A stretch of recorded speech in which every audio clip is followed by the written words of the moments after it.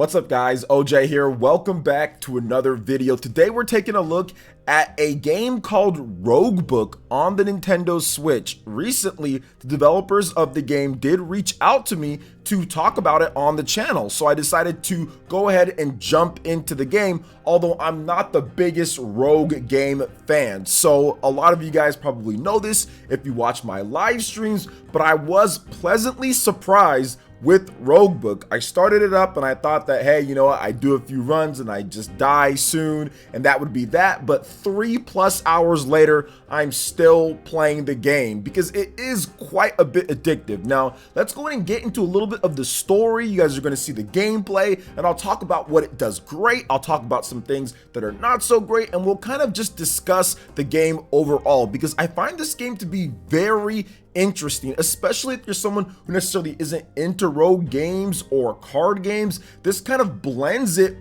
pretty well. So let's go ahead and talk about the game first. Embrace the challenge of a rogue-like deck builder with unique mechanics from the developers of Era and Richard Garfield, creators of Magic the Gathering.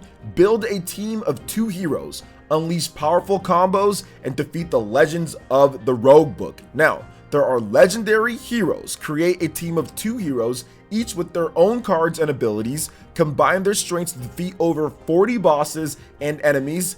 Build your deck as you play. Choose wisely from 200 cards, 80 relics, and 30 gems that can be combined. You will never play with the same deck twice, and more on that in just a bit in my gameplay. Now, the book changes each time you open it. It's up to you to reveal the Roguebook's mysteries and the ingenious ink system. Each run counts. Train your heroes and earn new cards and relics to take on the 20 difficult levels in the Roguebook. So, as I was playing through this game, all the stuff that they're describing right here is very interesting because, once again, I'm not the biggest rogue game fan, but what gripped me about this game here was the card building aspect of it. The deck building with the various different properties that each card has and how you actually go about powering up those cards and getting through things. Now, the game is very weird at first. You're on this kind of like book or this map and there's ink. So essentially what you're doing is that you're going through these hexagons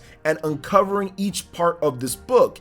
And depending on where you are, there's going to be gold that you can pick up. There's going to be potential merchants or different people that you can meet. You're going to be able to find different towers to unlock more of the page. And there's going to be battles that you can fight that gets you rewards. There's various different things that you encounter, and it's always like a mystery in terms of what you're going to find next, what enemy you're going to fight next, what you're going to do. But this game is cutthroat. If you're not on top of your game, you will get knocked out very early, and there's not a lot of health just roaming around. So you have to make sure that you really plan your skills and your deck intelligently, and that's where I just lost all the time in one sitting, 3 hours plus, like I said, and I'm continuing to play the game. And when you go through with the strategy, you can find these different wells to where you can get different cards and put your deck together, and each one of the cards can also have gem slots to where you can upgrade from there. Now, when I first started out, I was terrible at the game.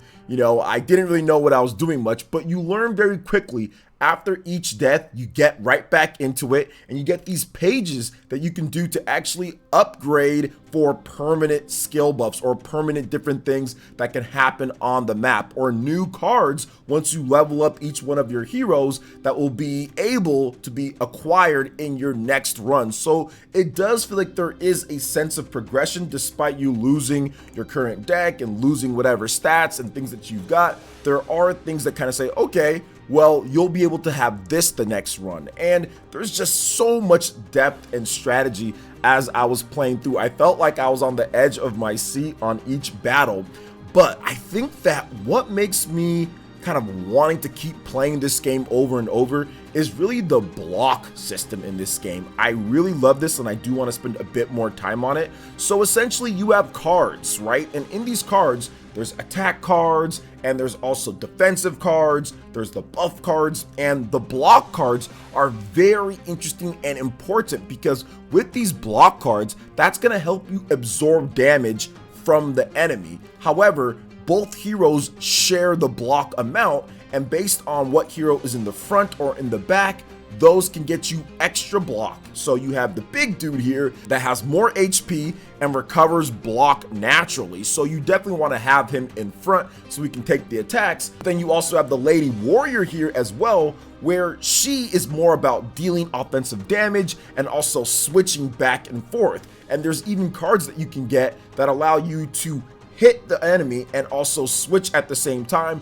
getting extra block or getting a stat buff or doing some critical damage. There's always variations of the cards, and I think that's what makes the game really addicting for me, at least. What can I do to get as much block as possible so I don't get destroyed by these sub bosses and these main bosses? And then how can I deal out the damage while they're on their cooldowns, or the enemies are asleep, or they're going to do like a power up for the next turn? It's a constant struggle back and forth, how you're gonna build up block, what cards you have, what you do. So it's very important to go to the wells and get those extra cards that have block, or even better, cards that have attack power, so where you can do some attack damage and also block. Now there's also different abilities or cards that you can get, and also allies that you can use that can help deal out damage or give you defensive buffs. So there's so many ways and variety of kind of playing this game to where it fits like your unique playstyle. If you're someone that likes to store up a bunch of blocks in your rogue type of games or defense, you can do that. If you're someone that likes to go on the all-out offense and try to just beat down your enemy before they even have a chance, you can do that in this game, although it might be a bit harder. It just depends on what cards you find and how you spend your gold. And your gold, you can go to the shop, and you can purchase new cards, you can purchase new equipment that you can put on your heroes as well, and there's also different gems that you can use to put on your cards too. Now Roguebook does offer more characters to customize your gameplay. There are actually 3 other characters that are unlockable and have completely different playstyles, strategy, and tactics with them.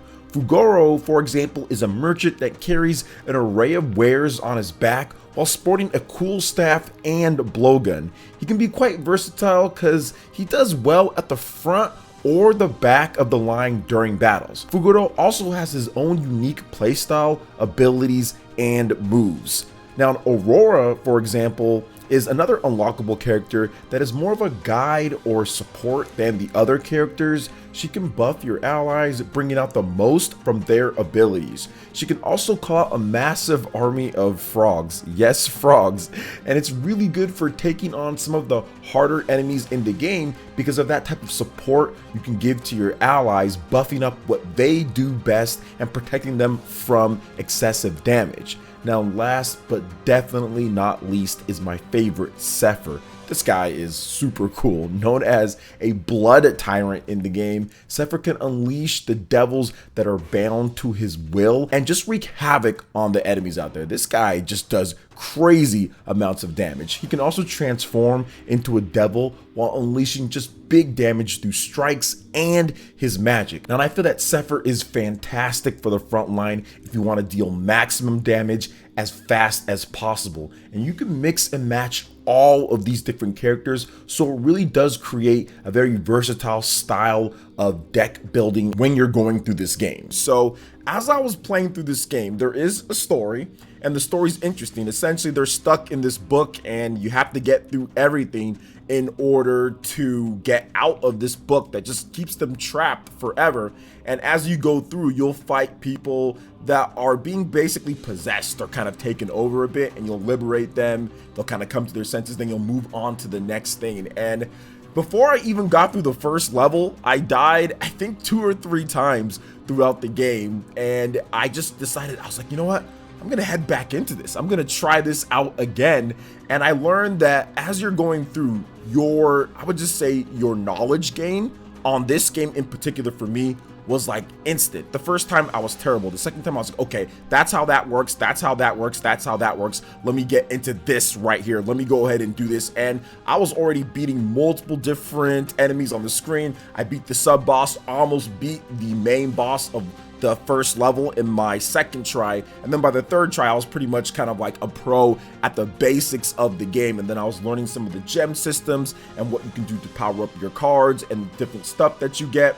and it's definitely worth it when it comes to looking around the map, using the different types of ink that you can get to open up different areas, because when you do that, it actually gets you more power-ups. It can get you more gold, it can get you different items, get you different cards. So it's definitely something that you want to do if you want to have even a shot at beating this game, because there's 20 levels. In my first kind of sit down play session with the game, when I got to the second area of the game, I mean, the difficulty just went up even more. Like, you can see some of the influences of Magic the Gathering and other deck building card games out there. So if you're someone who loves deck building, if you're someone who loves that style of game, this is going to be right up your alley. Now, there are a few things that are definitely not the best about the game, and I found out that once you get like a bunch of different things, so if you have an ally on your team, you've got a bunch of gems equipped, you've got a bunch of different cards and status effects and stuff that's going on with the enemies on there, sometimes there is some delay after you pick your card.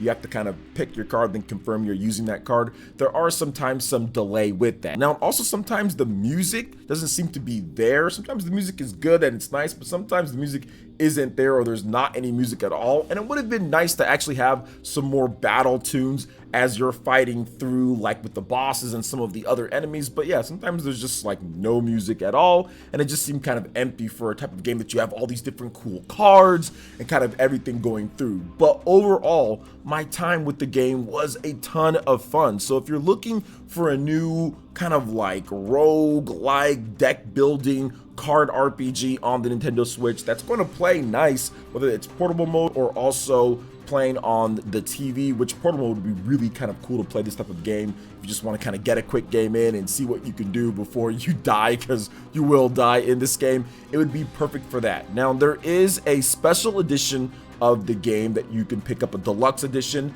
I'll have details on all of that link in the description below if you want to see it. It's digital only for right now with the deluxe edition and also with the regular edition of the game. So if you want to check out the game on the Nintendo.com store and the eShop, I'll have a link for you guys with more information on that as well. What do you guys think so far of Roguebook? I know I enjoyed my time with it. Let me know your thoughts in the comment section below. All right, guys, that wraps it up for this video here. Thank you so much for watching. I do appreciate it. Please make sure you hit that like button. Subscribe if you're someone new. Click that notification bell, and we will see you for the next video. Peace.